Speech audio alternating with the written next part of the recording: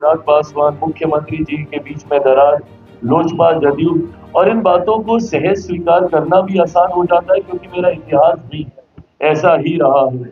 2020 में जिस तरीके से हमारी भूमिका रही, तो उस भूमिका के साथ जोड़ते हुए इन परिस्थितियों को जोड़ना आसान हो जाता है, और इसीलिए 24 के लोकसभा में भी यही परसेप्शन बनाया गया और यही परसेप्शन 2025 विधानसभा में भी बनाया गया। पर मुझे खुशी है आज कि जिस तरीके से तमाम बातों को ध्वस्त करते हुए एनडीए का प्रदर्शन रहा, और जिस तरीके से विपक्ष के तमाम नेताओं की बातें, उनका भ्रम फैलाना, उनका फॉल्स नैरेटिव सेट करना सिर्फ बातें बनकर रहेगा। और जो बातें मैंने निरंतरता में कही, राजनीति का विद्यार्थी हूँ, बीइंग स्टूडेंट ऑफ पॉलिटिक्स, मैं भी अध्ययन करता हूँ, पढ़ता रहता हूँ, निरंतरता में साइकोलॉजिस्ट नहीं हूँ, बट आंकड़ों को पढ़ता हूँ, आंकड़ों पे काम करता हूँ, और इसीलिए मेरा विश्वास हर बार गहराता है कि भैया इतना तो हम जीतेंगे ही जीतेंगे। और वो विश्वास जो मैं आप लोगों से संवाद के दौरान भी रखता हूँ,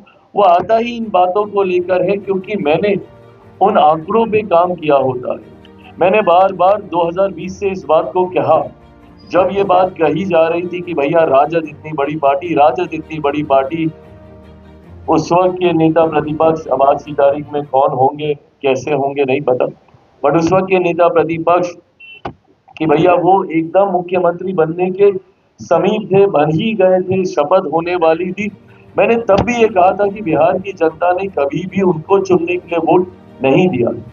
2020 में बहुत सहजता से ये बात मेरे साथ जोड़ दी जाती थी और कह दी जाती थी कि चिराग पासवान की वजह से जनता दल यूनाइटेड को नुकसान हुआ।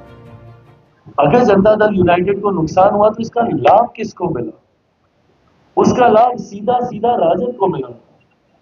राजद को भी उस वक्त बड़ी पार्टी चुनने का जनादेश नहीं था क्योंकि उस वक्त एक डिवाइडेड एनडीए था। इसका लाभ परिस्थितिवश राजद को मिल गया था। बट उन आंकड़ों को देखकर, इतने विधायकों को देखकर, जिस तरीके से राजद अपने पुराने स्वरूप में, अहंकार में आ गया था, उस वक्त मैं बार बार ये कह रहा था कि ये अहंकार ही इनके पतन का कारण बनेगा, क्योंकि ये कभी समझ ही नहीं पाए कि एक बटे हुए एनडीए का लाभ आपको मिला है, जनता ने आपको नहीं स्वीकारा है। और आज वही चीज प्रमाणित हुई है। यही परिणाम 2020 में आते, और जनता दल और राष्ट्रीय जनता दल की अगर मैं बात करूं तो ये तो 2005 से 2010 से समाप्त है ये पार्टी। 2010 में जिस तरीके से एनडीए को प्रचंड बहुमत, एक ऐतिहासिक बहुमत मिला था, उसी वक्त राजद को अस्वीकार कर दिया गया था, और ये अस्वीकार 2005 में भी हो गया था। तो एक बार जो 90 के जंगल राज के बाद, उन 15 सालों के शासन के बाद जनता ने राजद को अस्वीकार करने का काम किया, बिहार की जनता ने कभी उन्हें दोबारा स्वीकार नहीं किया।